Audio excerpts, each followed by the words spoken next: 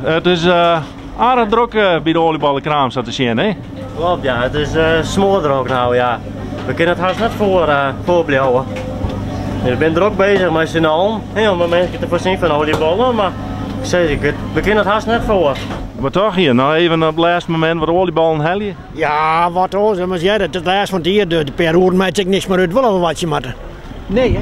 En hier nieuw besteld of ga je zo op een Bonnefoy? Nou net, op een Bonnefoy. En dan maak je watje. Maar ik ga er wel vroeg, hè? Hoeveel olieballen maakt je hem nou uit?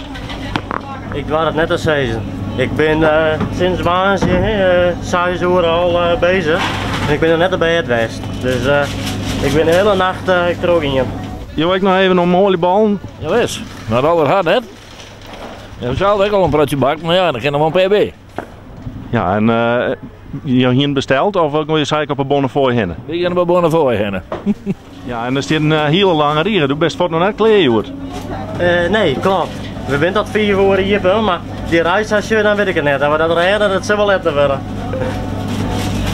Nou, succes nog even en alvast een goed uiteinde. Ja, hartstikke bedankt. Geef me alvast een goed uiteinde.